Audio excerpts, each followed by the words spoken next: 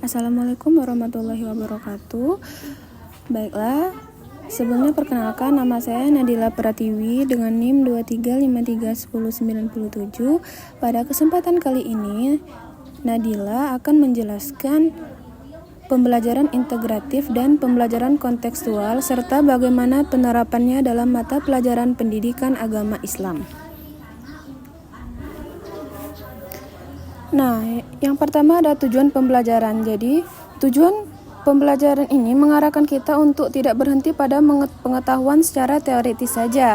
Justru kita didorong untuk memahami bagaimana kedua strategi ini diimplementasikan langsung di kelas. Baiklah, setelah itu ada pengertian strategi pembelajaran. Jadi, strategi pembelajaran maksudnya pembelajaran merupakan cara atau pola besar yang digunakan guru untuk mengatur proses pembelajaran. Maksudnya adalah guru harus menentukan terlebih dahulu gambaran besar pembelajaran, baru kemudian memilih metode yang sesuai. Baiklah, pembelajaran integratif adalah pendekatan yang menyatukan beberapa materi atau kompetensi dalam satu kegiatan. Nah, pendekatan ini bertujuan agar siswa memahami materi secara utuh atau tidak terpisah-pisah. Nah, prinsip pembelajaran integratif yaitu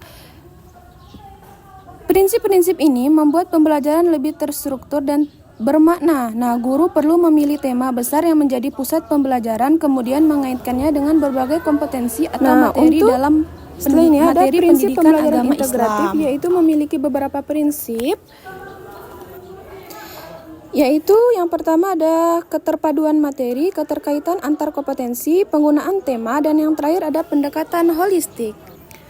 Setelah ini ada prinsip pembelajaran kontekstual, yaitu ada yang pertama ada konstruktivisme, inquiry, bertanya, masyarakat belajar, modeling, refleksi, dan yang terakhir ada penilaian autentik. Jadi pembelajaran kontekstual ini menekankan bahwa belajar bukan hanya menghafal, bukan hanya di kelas saja, tetapi membangun pemahaman melalui pengalaman pribadi kita. Adapun manfaat dan fungsi dari kedua strategi ini, yaitu pembelajaran PAI menjadi lebih menyenangkan dan relevan bagi siswa. Jadi mereka tidak hanya menghafal ayat atau hadis, tetapi memahami bagaimana penerapannya dalam kehidupan. Pembelajaran juga menjadi lebih dinamis, artinya lebih bagus gitu karena siswa tidak hanya duduk mendengarkan tetapi terlibat aktif dalam proses belajar. Pada akhirnya, kedua strategi ini membantu membentuk karakter Islami pada diri siswa secara alami. Nah, setelah ini kami akan menjelaskan contohnya dalam pembelajaran PAI. Baiklah, di sini saya akan memberikan contoh strategi pembelajaran interaktif dan contoh dalam materi pembelajaran PAI. Untuk strategi pembelajaran integratif, saya mengambil materinya itu pembelajaran akhlak, yaitu cinta terhadap lingkungan.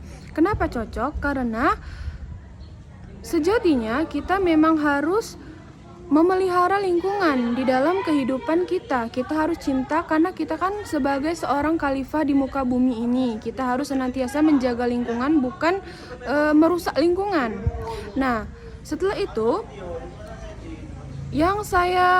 materi yang saya kaitkan dengan pembelajaran umum yaitu pembelajaran PPKN atau pendidikan kewarganegaraan, yang dimana kita memang sudah seharusnya menjaga negara kita, menjaga lingkungan dan tidak merusaknya. Ada beberapa peraturan juga dalam perundang-undangan yang ditegaskan kepada kita sebagai warga negara, jikalau kita merusak lingkungan akan ada hukum yang berlaku kepada kita sebagai warga negara.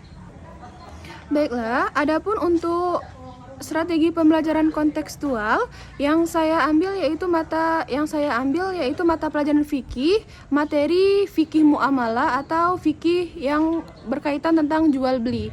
Kenapa saya bilang strategi ini atau materi ini cocok terhadap strategi pembelajaran kontekstual? Karena remaja atau masyarakat itu sangat dekat dengan media sosial, sangat dekat dengan belanja-belanja online. Oleh karena itu, memang cocok kita pelajari di kehidupan sehari-hari kita.